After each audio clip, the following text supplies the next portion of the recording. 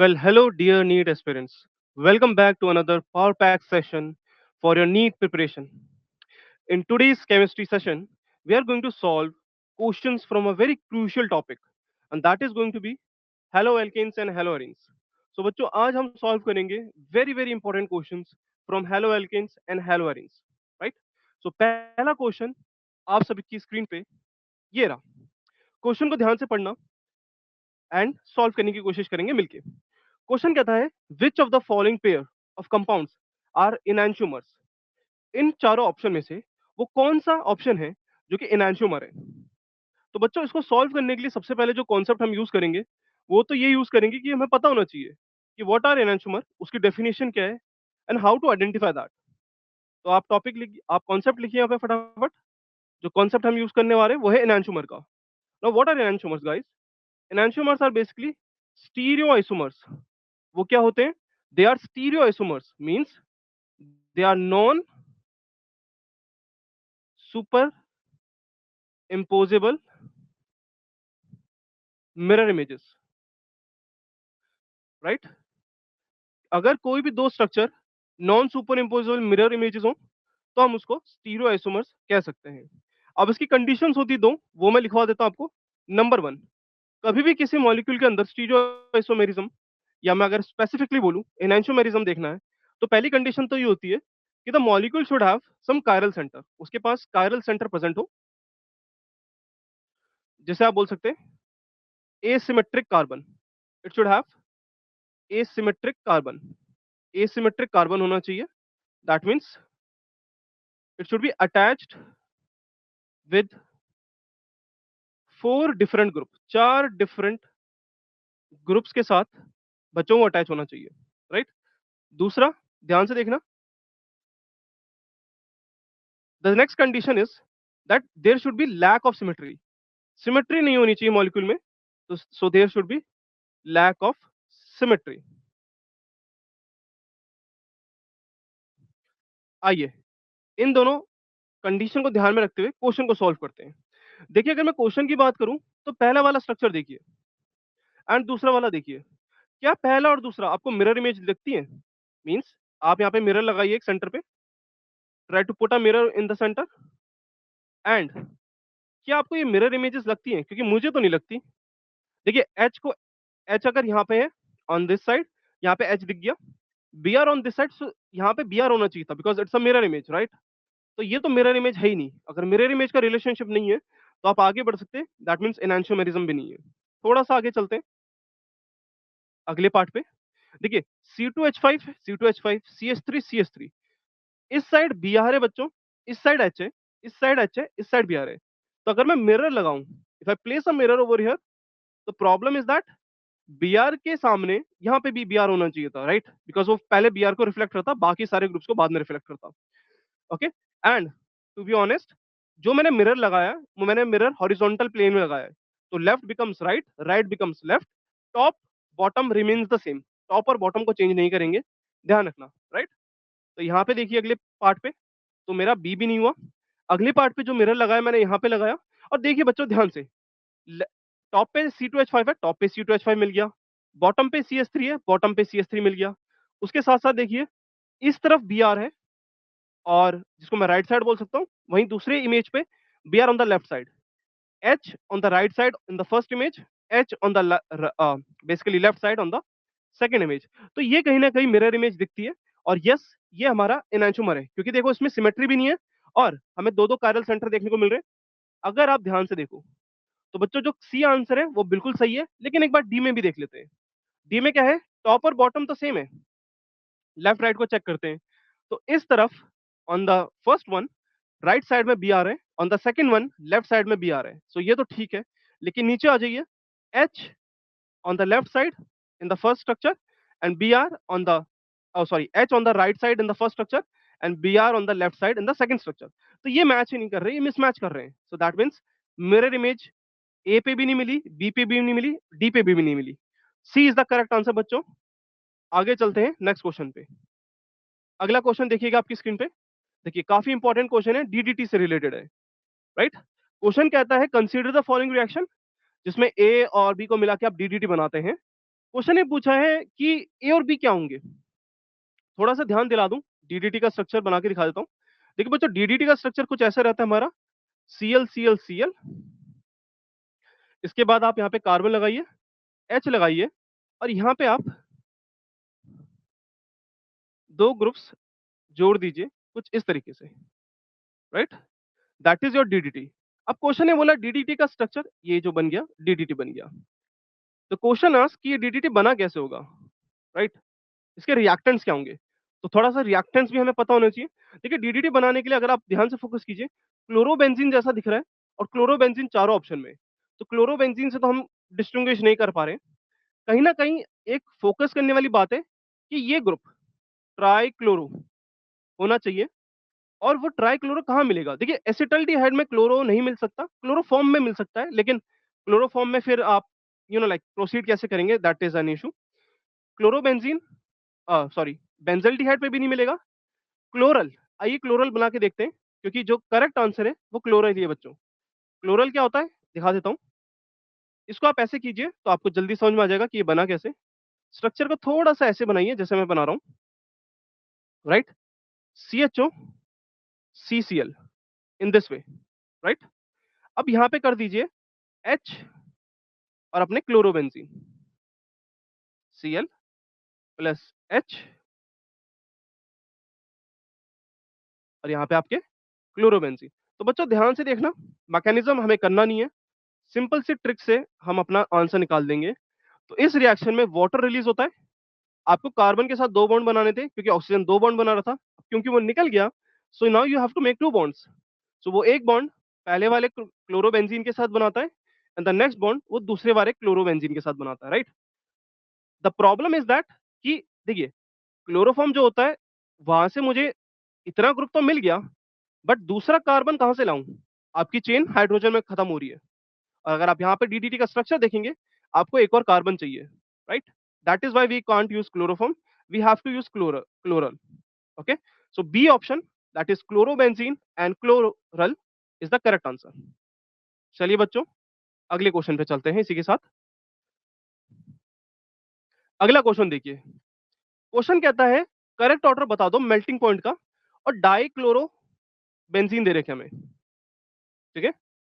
सम die chloro benzene दे रखे उन्होंने, die chloro benzene, और इन डाइक्लोरोबेंजीन के लिए we have to tell whether which is the correct melting point order, and if you see clearly it is more like decreasing order बताना है बच्चों, right? अब सुनना जरा, इसको प्रोसीड कैसे करेंगे, तो कॉन्सेप्ट लिख देता हूं बच्चों यहाँ पे। कॉन्सेप्ट लगता है इस पे मेल्टिंग पॉइंट का, आपको मेल्टिंग पॉइंट का कॉन्सेप्ट आना चाहिए। What do I mean by that?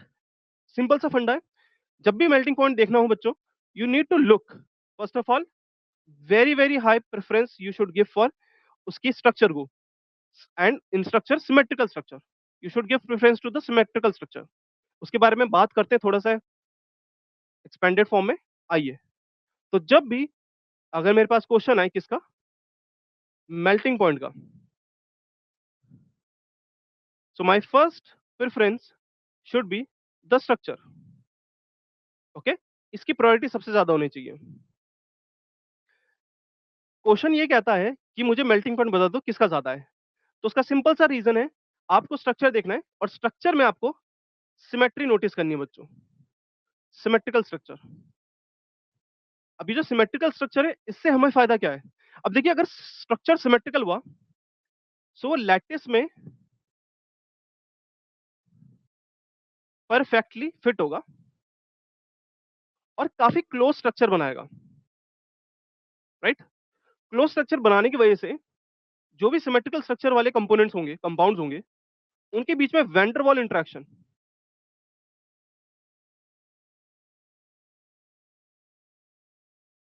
काफी ज्यादा हो जाएगी बच्चों, बहुत ज्यादा वैन वॉल इंटरेक्शन होगी।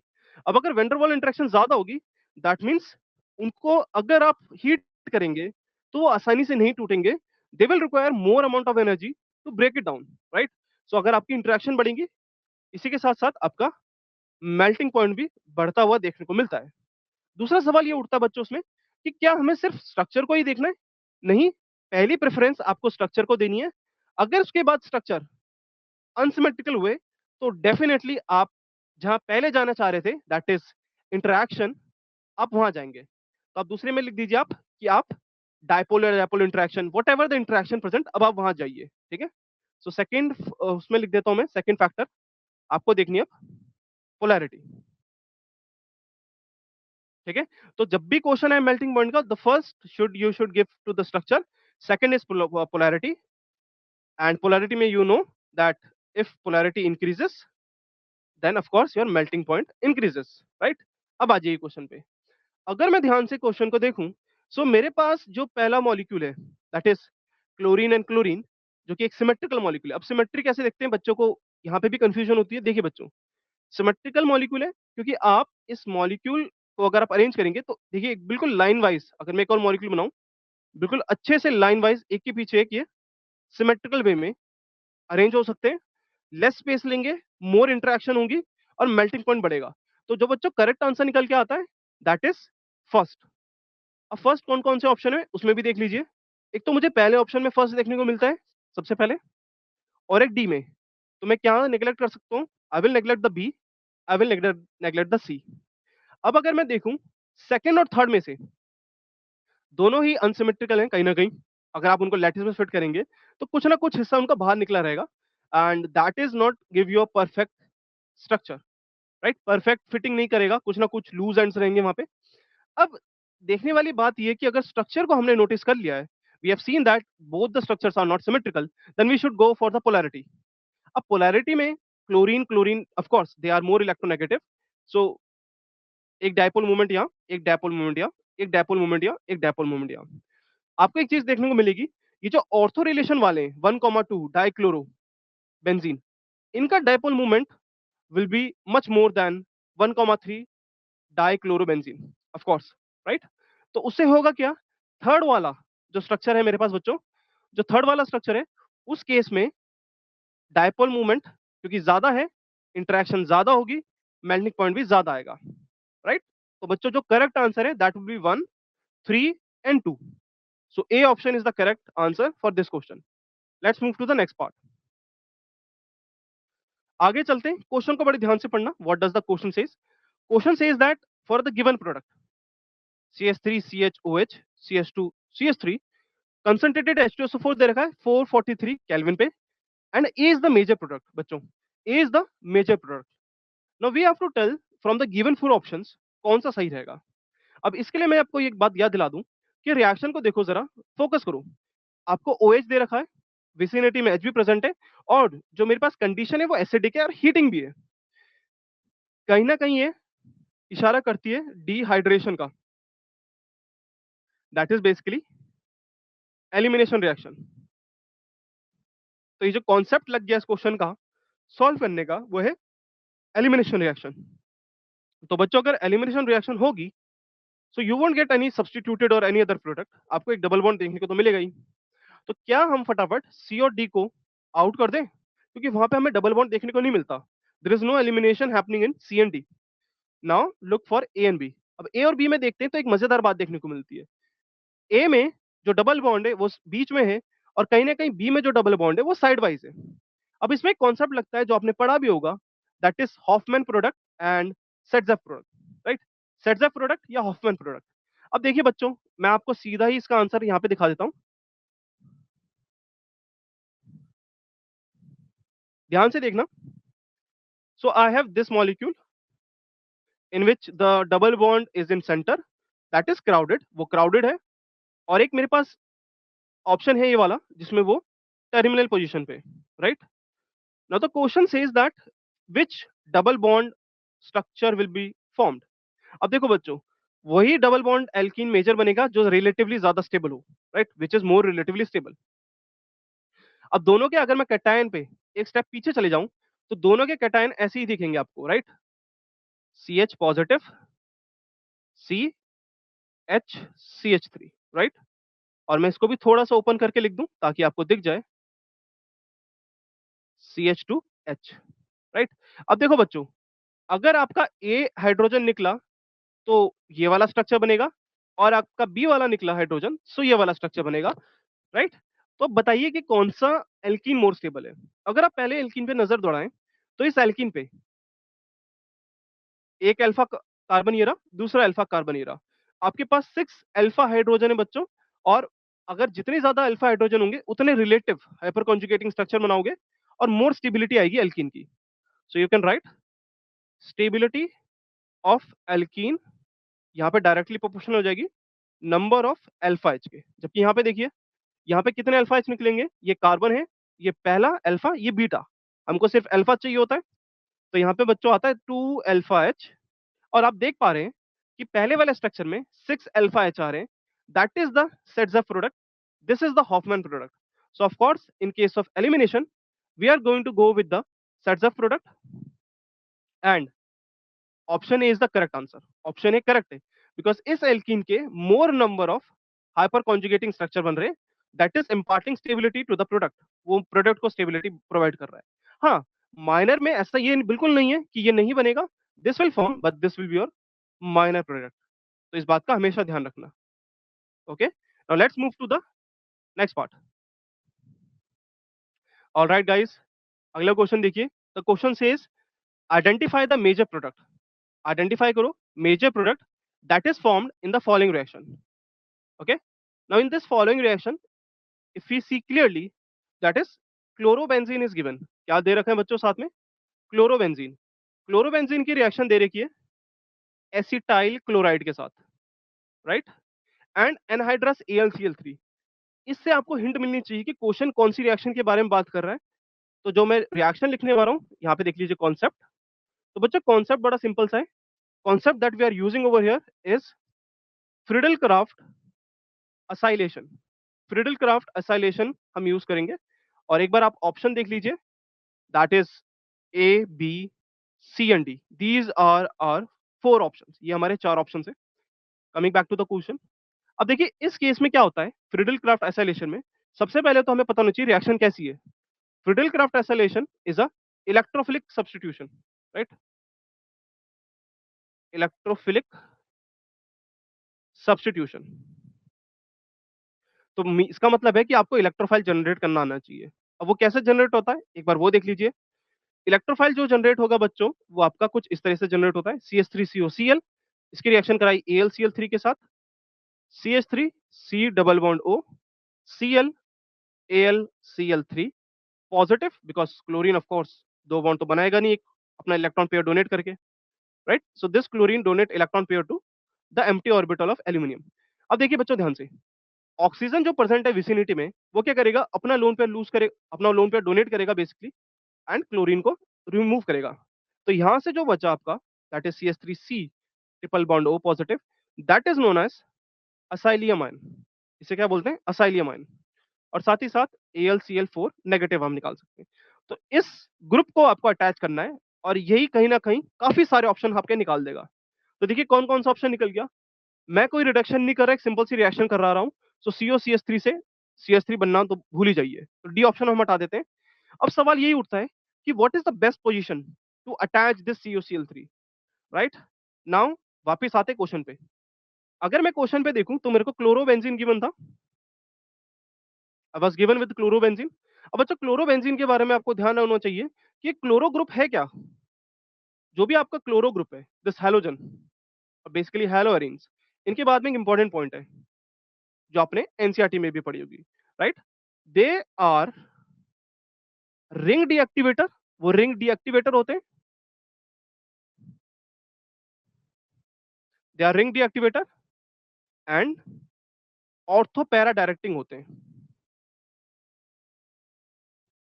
अब देखो बच्चों, क्लोरीन के पास ऑर्थो पोजीशन और पैरा पोजीशन फेवरेबल है to direct this incoming electrophile, right.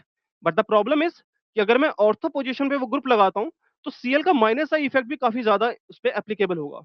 जबकि पैरा पोजीशन पे, क्योंकि Cl के से with respect to para is relatively far, so वहां पे वो इफेक्ट डिमिनिश हो जाएगा। और अगर वो डिमिनिश हो जाएगा तो electron density automatically relatively ortho से तो ज्यादा होगी। So the best position to attack this acylium ion और to attach it is what, is your option B. Option B में Cl के रिस्पेक्ट में अगर आप देखें, COCH3 पैरा पोजीशन पे, and that is the perfect position for the major product, right. तो जो मेजर प्रोडक्ट बनता है बच्चों इस रिएक्शन में, वो बनता है बी। ओके, आगे चलते हैं टू द नेक्स्ट क्वेश्चन। आइए, अगला क्वेश्चन है, कुछ स्टेटमेंट दे रखी है and we have to tell whether these statements are correct और नॉट, राइट? क्वेश्चन पढ़ते हैं ध्यान से। Consider the following statements about nucleophilic substitution reaction.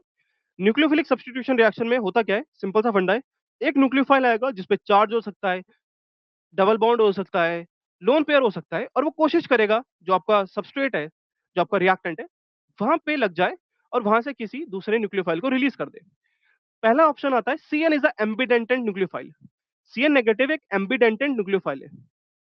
तो बच्चों जो पहला ऑप्शन है that CN negative is a ambidentate nucleophile, ये बिल्कुल सही है।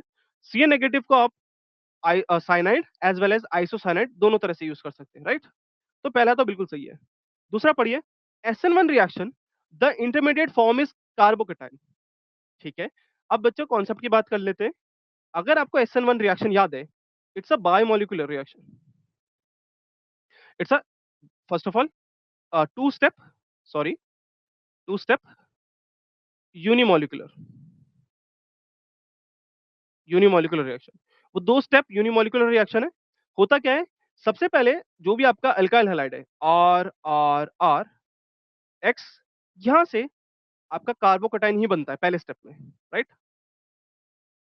और दूसरे स्टेप में क्या होता है? जो भी न्यूक्लियोफाइल है, incoming nucleophile, that will going to attack on this component and वो इस पे अटैक करता है और फाइनली वो अपना स्ट्रक्चर बना देता है NuRR, like this way, right? तो first is correct, second is correct, A भी सही है, बी भी सही है।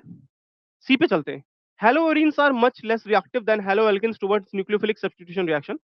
ओके, तो बच्चों एक बार देख लीजिए ध्यान से, हेलोअरीन्स के बारे में बात करी गई है। तो आप कोई सा भी हेलोअरीन्स ले लीजिए, मैंने ये ले लिया, और साथ ही साथ मैंने एक कंपोनेंट ले लिया, एक सिंपल सा CH3X। अब देखिए होता क्या है, दोनों में फर्क क्या है, मैं इसको भी Cl ले लेता हूं ताकि हम अच्छे से डिस्टिंग्विश कर पाए। जो chlorine that is directly attached to benzene, that is your haloarene, उसमें होता क्या है, बिकॉज ये जो कार्बन है, this carbon is sp2 guys. तो क्लोरीन के lone pair can participate with the resonance in the ring, वो रिंग के साथ रेजोनेटिंग करने लग जाते हैं। तो उसके कुछ रेजोनेटिंग स्ट्रक्चर मैं बना के दिखा देता हूं फटाफट। जैसे कि पहला रेजोनेटिंग स्ट्रक्चर आप देख पा रहे हैं, ये रहा। दूसरा मैं बना देता हूं आपका, दूसरा ये रहा, Cl पॉजिटिव। अभी नेगेटिव कहां जाएगा? This negative will go there, this will go there, so I will be a little fast over here, right? आप इसको आराम से बना सकते हैं। Cl positive, now this will go here, this will go there, double bond Cl, दो lone pair, एक lone pair, and positive over here and negative over here. And now what will happen? This will donate over here, this will go back, and your final structure will be look like this, right? So total 5 resonating structure बन के आए बच्चों। और इन 5 resonating structure में what we have seen, in 5 resonating structure में हमें ये देखने को मिला is that कि क्लोरीन में डबल बॉन्ड कैरेक्टर आता है। सो इन हेलोअरीन्स, halogen has partial double bond character, और अगर उसके पास पार्शियल डबल बॉन्ड कैरेक्टर है, so it won't be easy to remove that chlorine by the substitution reaction. जबकि एक नॉर्मल अल्काइल हैलाइड में वी नो दैट अगर ये बॉन्ड सिग्मा है, so this bond is sigma star, right? और यहाँ पे हम अगर किसी भी न्यूक्लियोफाइल का डोनेशन कर देते हैं, तो आसानी के साथ हमारा Cl विल रिमूव, Cl बड़े आसानी के साथ निकल जाता है in case of halo alkane में, right? That is the difference between haloalkanes and haloarenes. So for this question, all the three statement 1, 2 and 3 are correct. So option number D is the correct answer बच्चों। Option number D is correct. आगे चलते हैं next question पे। देखिए question ने क्या बोला है, free ions, freon 12 that is CCl2F2 is manufactured from tetrachloromethane by which reaction? अब आप सोच रहे होंगे कि ये कहाँ होगा। आप ध्यान से पढ़ना, एनसीईआरटी खोलना, एंड इन एनसीईआरटी आप जाना जहाँ हेलो एरिन्स खत्म होता है लास्ट पे, वहां पे कहीं ना कहीं बात होती है कुछ important haloalkanes and haloarenes component के बारे में, कंपाउंड्स के बारे में, वहीं पे फ्रीऑन्स के बारे में लिखा हुआ है और लाइन लिखी हुई है, राइट? तो उसमें साफ मेंशन है कि कौन सी रिएक्शंस होता है, उसके बारे में बात कर लेते हैं कॉन्सेप्ट के बारे में। देखिए हुआ क्या, आपको टेट्राक्लोरोमीथेन दिया है और टेट्राक्लोरोमीथेन से आपको CCl2 F2 जोड़ना है। अब देखो बच्चों, अगर आपको CCl4 की बजाय F2 जोड़ना है, तो कहीं न कहीं इतना तो हम कॉमन सेंस यूज़ कर सकते हैं कि कुछ ना कुछ फ्लोरीन वाला मॉलिक्यूल लाओगे। अब आपको रिएक्शन ढूँढनी है कि जिस रिएक्शन में आप फ्लोरीन देते हो, क्या फिटिक रिएक्शन में आप फ्लोरीन का एडिशन करवाते हो? नहीं। क्या डाउस रिएक्शन में फ्लोरीन का एडिशन होता है? नहीं, ये तो क्लोरोबेंजीन से आपके अल्कोहल बनाने के लिए होती है। फिटिक में तो आप क्या होता है, एक तो फिटिक रिएक्शन में आप जो आपके एरीन्स होते हैं, उनको जोड़ते हो, right? With in presence of sodium. Finkelstein reaction भी यूज़ नहीं करते बिकॉज़ वहाँ तो आयोडीन का यूज़ होता है। स्वार्ट्ज़ रिएक्शन बचती है बच्चों, जहाँ पे फ्लोरीन का यूज़ होता है और ये वही आंसर है, राइट? तो CCl4 के साथ HF कर लीजिए and in presence of SbF5 कोई भी फ्लोरीनेटिंग एजेंट यूज़ कर लीजिए, डज़न्ट मैटर, और इस रिएक्शन को आप प्रोसीड करवा सकते हैं 2 टाइम्स, राइट? तो 2 टाइम्स करेंगे तो CCl2F2 और साथ ही साथ बच्चों यहाँ पे आप HCl निकाल देना 2 टाइम्स, राइट? ये आपका प्रोडक्ट बन जाता है इस रिएक्शन में and A is the correct answer. तो इस तरह से भी क्वेश्चन आते हैं एनसीईआरटी की लाइन से। So that is why NCERT पढ़ना भी बहुत इंपॉर्टेंट है बच्चों। इसी के साथ आगे चलते हैं नेक्स्ट क्वेश्चन पे।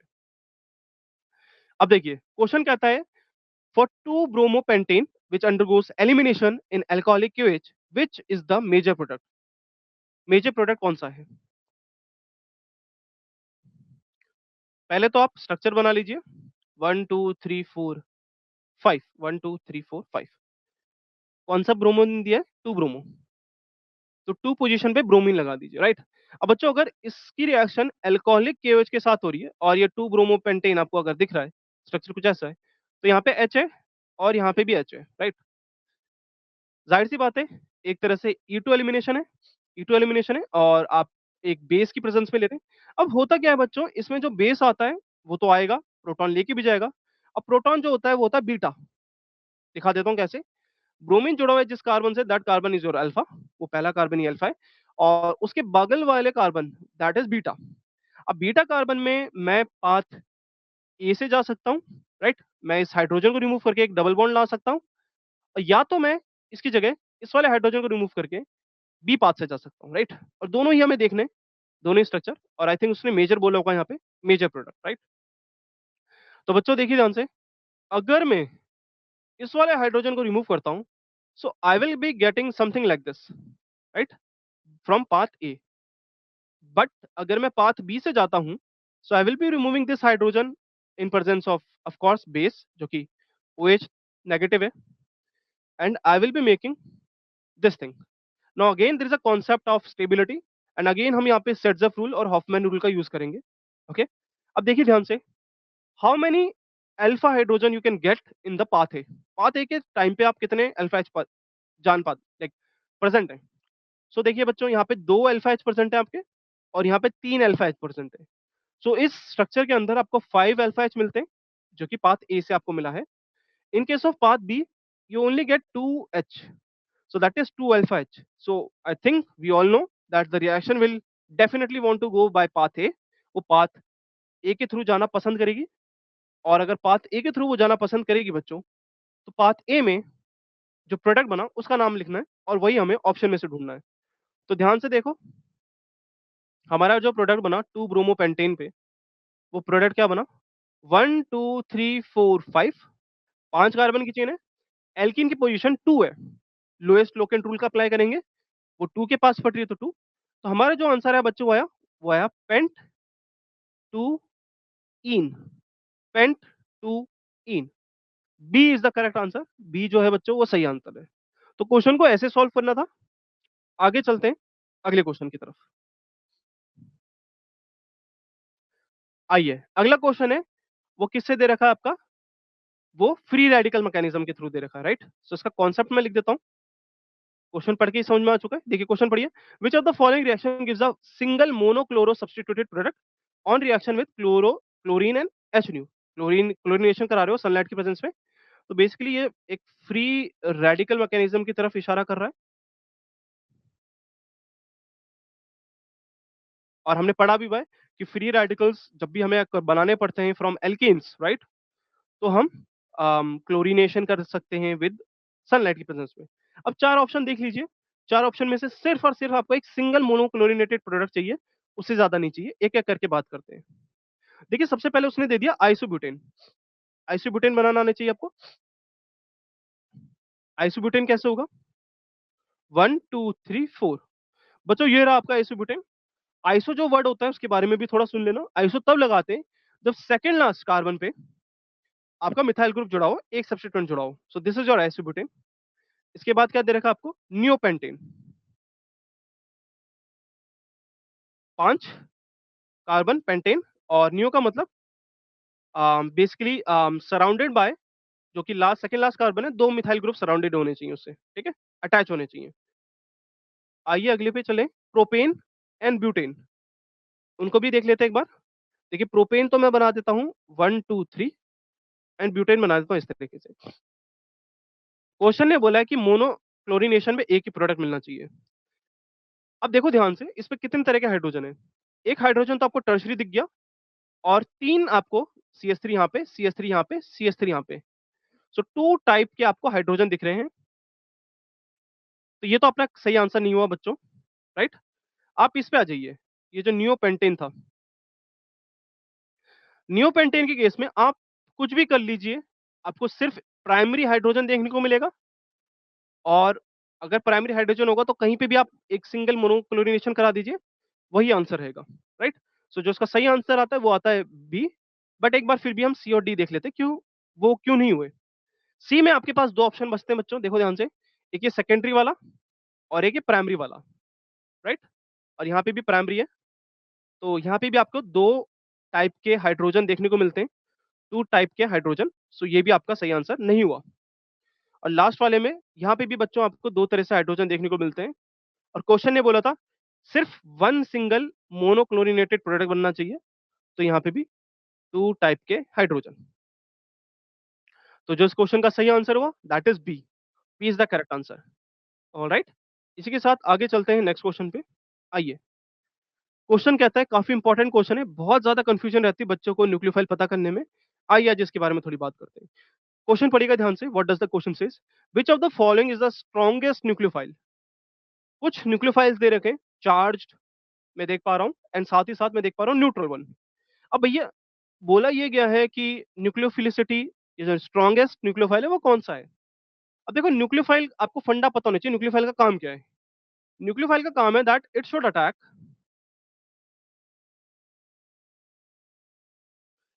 इलेक्ट्रोफिलिक सेंटर, वो इलेक्ट्रोफिलिक सेंटर पे अटैक करना चाहिए। अब अगर उसे इलेक्ट्रोफिलिक सेंटर पे अटैक करना है तो जितना उस पे इलेक्ट्रॉन डेंसिटी रहे that will be better. So concept क्या कहता है? कॉन्सेप्ट ये कहता है कि न्यूक्लियोफाइल को इलेक्ट्रोफिलिक सेंटर पे अटैक करना चाहिए और अगर मैं देख रहा हूं स्ट्रॉन्गेस्ट न्यूक्लियोफाइल की खोज कर रहा हूं तो वो तो डायरेक्टली प्रोपोर्शनल होगा ना। इलेक्ट्रॉन डेंसिटी, जितनी ज्यादा इलेक्ट्रॉन डेंसिटी हो उतना बढ़िया है।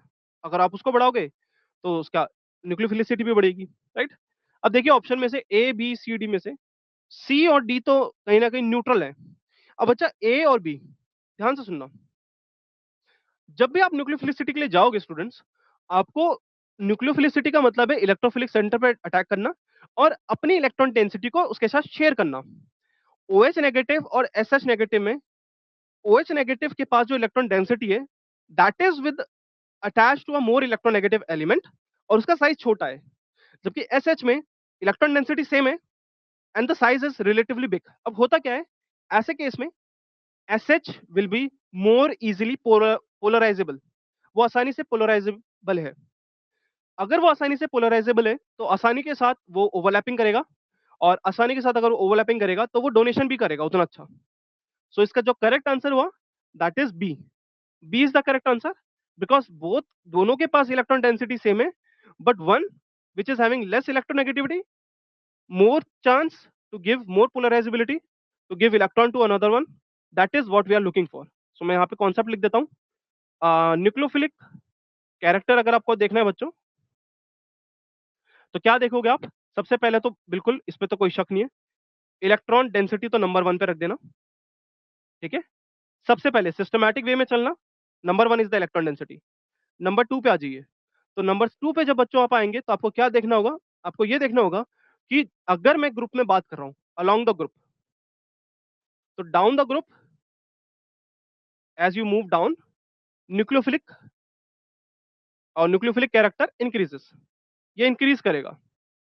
और अगर मैं बात करूं अलोंग द पीरियड, जब आप लेफ्ट टू राइट जाते हैं along the period left to right, so nucleophilic जो कैरेक्टर है वो डिक्रीज करेगा, क्योंकि अब इलेक्ट्रोनेगेटिविटी बढ़ रही है, आप आसानी से डोनेट नहीं कर पाओगे, right? So I think answer बिल्कुल क्लियर है with all the explanation. B is the correct answer. B जो है वो करेक्ट आंसर है बच्चों। अगले टॉपिक पे चलते हैं, क्वेश्चन पे चलते हैं बेसिकली। आ जाइए क्वेश्चन पढ़ते हैं। The possible stereoisomerism for this component which are optically active. उसने बोला कि इसके पॉसिबल स्टीरियो आइसोमर्स बना के देख लो एंड ये बता दो कि वो अगर ऑप्टिकली एक्टिव हैं तो वो क्या कहलाएंगे? क्या वो होमोमर्स कहलाएंगे, क्या वो मीसोमर्स कहलाएंगे, एनांशियोमर्स और डायस्ट्रोमर्स? हो सकता है कुछ चीजें नहीं हो, तो मैं इसको शॉर्ट में लिख देता हूं आपके लिए एज अ कॉन्सेप्ट। तो बच्चों ध्यान से देखना कॉन्सेप्ट क्या कहता है। होमोमर्स जो होते हैं बेसिकली वो आइडेंटिकल मॉलिक्यूल्स होते हैं। These are identical molecules. तो अगर मॉलिक्यूल्स आपके आइडेंटिकल आता है तो वो होमोमर हुआ, नहीं आता तो होमोमर नहीं हुआ। एक बार मॉलिक्यूल को बना के देख लेते हैं। मॉलिक्यूल है PH, C H, I think O H होगा वहां पे, and C H O H and H. अगर मैं इसकी एक मिरर इमेज बनाऊं बच्चों, तो इसकी मिरर इमेज कुछ ऐसी रहेगी। ओ एच यहाँ कर दीजिए, पी एच यहाँ, एच यहाँ, सी एच ओ। ध्यान से सुनना, क्या ये जो मॉलिक्यूल मैंने फर्स्ट बनाया है पहला, क्या ये मॉलिक्यूल सिमेट्रिकल है? बिल्कुल नहीं, इट्स असिमेट्रिक मॉलिक्यूल। और असिमेट्रिकल होने के साथ 4 डिफरेंट ग्रुप्स आर अटैच्ड, तो ये कायरल सेंटर हुआ, इस बात में कोई शक नहीं है। तो फर्स्ट मॉलिक्यूल जो हमने बनाया कायरल सेंटर है। एक बार हम उसकी मिरर इमेज बना के भी चेक कर लेते हैं और क्या करते हैं उसको सुपर इम्पोज करा के भी चेक कर लेते हैं। तो जब हमने उसकी मिरर इमेज बनाई and when we try to superimpose, so relationship आया इनके बीच में। These are mirror image and these are non superimposable. वो क्या है? Non superimposable. आप भी उठा के रख सकते हैं, इस स्ट्रक्चर को उठाइए एंड ओवरलैप करिए इसके ऊपर। So you will see H and OH won't overlap that much, right? So that means it is a non superimposable image। बाकियों को चेक करने की जरूरत भी नहीं है। अब आ जाइए क्वेश्चन पे। क्वेश्चन ने बोला था कि इन दोनों के बीच में रिलेशनशिप क्या है। अगर एक कायरल सेंटर हो and you are getting a non superimposable mirror image relationship, तो आपका जो आंसर जाता है वो एनांशियोमर्स जाना चाहिए। It will be enantiomers. तो homomers is not correct. Meso, so these are known as meso compounds. देखो मीजो तब आता है because of internal compensation.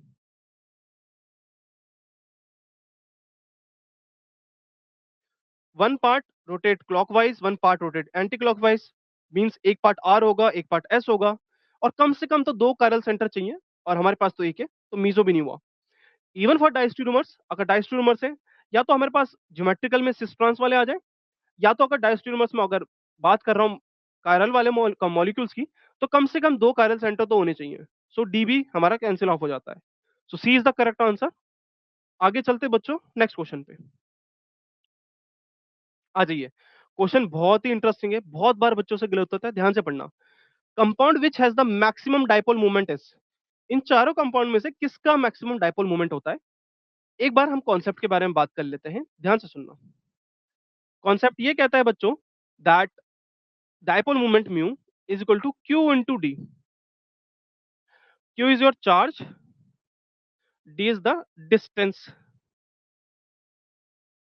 Between two atoms और groups, right? Charge separation, this is your charge separation, कितना charge separation आप bring करते हैं। So ये हमारा कॉन्सेप्ट है डाइपोल मोमेंट का, क्यू इंटू डी। अब ध्यान से सुनना बच्चों, इसमें होता क्या है, अगर एक बार हम देखें ध्यान से, तो ऑफ कोर्स कार्बन और फ्लोरीन की इलेक्ट्रोनेगेटिविटी बहुत ज्यादा है। अगर कार्बन और फ्लोरीन की इलेक्ट्रोनेगेटिविटी बहुत ज्यादा है, तो बहुत सारे बच्चे क्या गलती करते हैं, वो कहते हैं कि इसका डायपोल मोमेंट भी ज्यादा होना चाहिए। लेकिन यहाँ पे एक ट्विस्ट है। कार्बन और fluorine because they both belongs to 2p period, second period को बिलोंग करते हैं।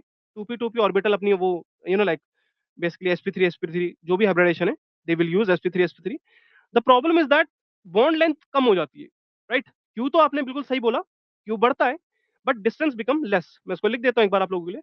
In case of CH3F, electronegativity difference is high. So Q charge separation is high, of course, but distance is low. जो distance है वो काफी कम है, right? वहीं पे अगर मैं CH3Cl की बात करूं, electronegativity difference of course CH3F से रिलेटिव लो है, ठीक है, उससे तो कम है। लो की बजाय लेस लिख देते हैं, ज्यादा सही रहेगा। रिलेटिव लेस है, but distance will compensate. Distance जो है वो कंपनसेट करेगा फॉर इट।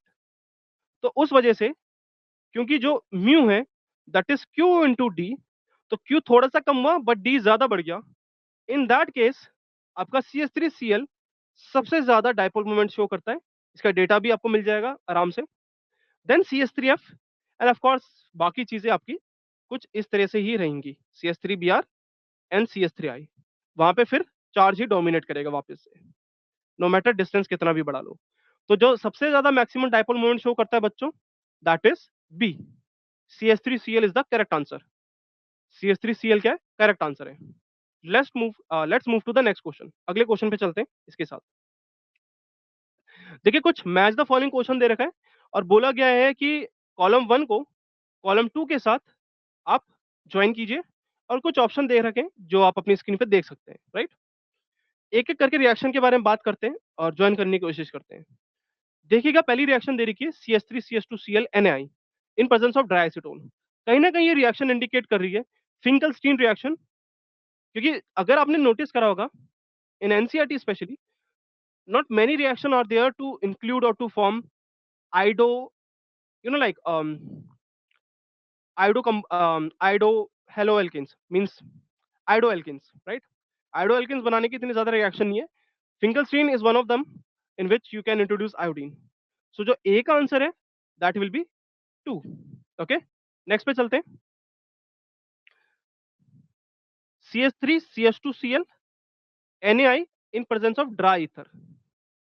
अब ड्राई ईथर की प्रेजेंस में आप ये रिएक्शन करा रहे हो NaI के साथ।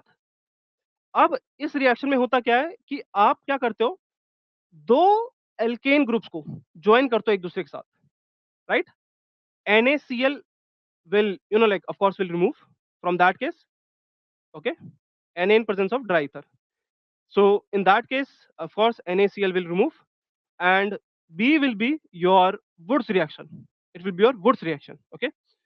C ऑप्शन में चलिए। इन C option you use CH3Cl in Na and dry ether. अब आप जो यूज करते हैं वो नॉर्मल आपका जो भी आपका बेसिकली अगर मैं बोलूं, हेलो एल्केन की बजाय अगर हेलो एरीन के साथ आप क्या मिक्स करते हो, हेलो एल्केन। और Na इन ड्राई ईथर आप सेम बेसिकली रिएजेंट यूज करते हो। तो एक जगह तो वुड्स यूज आता है और एक जगह फिटिक आता है। सो सी का जो करेक्ट आंसर आता है बच्चों वो आता है 4। और लास्ट ऑप्शन में अब जो बच गया वही है, बट फिर भी हमें पता होना चाहिए कि स्वार्ट्स रिएक्शन में आप फ्लोरिनेटिंग एजेंट का यूज करते हो। दैट मीन्स आप क्लोरीन को रिमूव करते हो, फ्लोरीन को ऐड करते हो। सो जो बच्चों डी का आंसर है that will be A, right? Okay, so मैं यहाँ पे लिख देता हूँ आंसर क्या क्या। ए का आया बच्चों 2, बी का आया 3, सी का आया आपका 4 एंड डी का आया 1।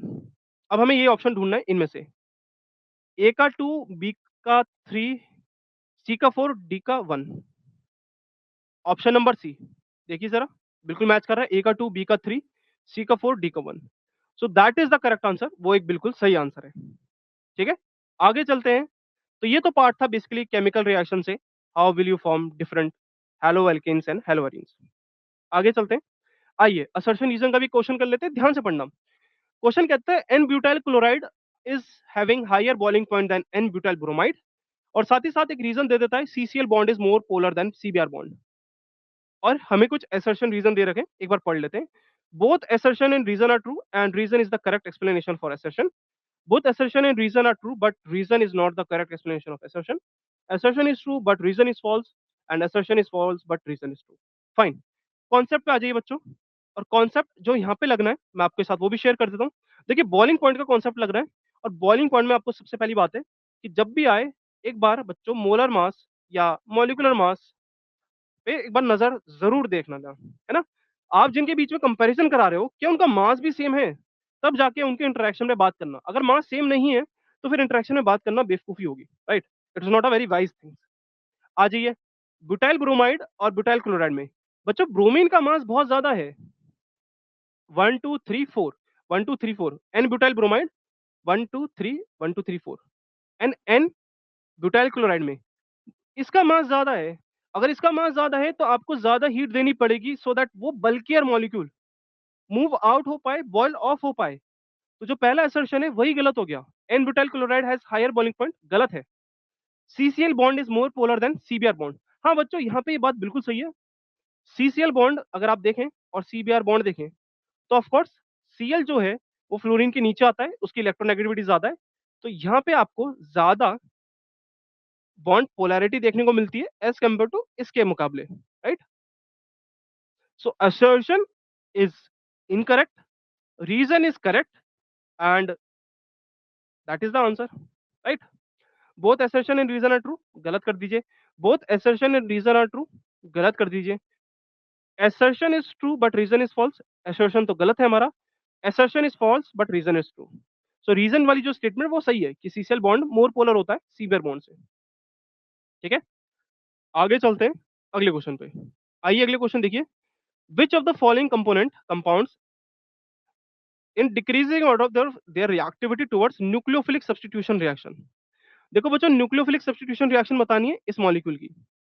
अब देखो न्यूक्लियोफिलिक सब्स्टिट्यूशन रिएक्शन बताने के लिए कहाँ पे बेहतर होती है पहले वो सुन लेना। न्यूक्लियोफिलिक सब्स्टिट्यूशन रिएक्शन वहां पे बेहतर हो सकती है जहां जब आपके पास एक तो हेलो एल्केन्स हो, राइट? हेलो एरीन्स में कहीं ना कहीं पार्शियल डबल बॉन्ड कैरेक्टर आता है जिसकी वजह से ये डिक्रीज करते हैं, राइट? सो जो कॉन्सेप्ट है मैं लिख देता हूँ यहाँ पे फटाफट आपके लिए। न्यूक्लियोफिलिक सब्स्टिट्यूशन और सीधा एसएन रिएक्शन लिख देता हूँ। SN reaction are more likely to happen on haloalkanes than haloarenes। आइए एक बार नजर दौड़ा लेते हैं। मेरे पास अगर मुझे न्यूक्लियोफिलिक सब्स्टिट्यूशन कराना है दैट मींस न्यूक्लियोफाइल आएगा and it is going to attack.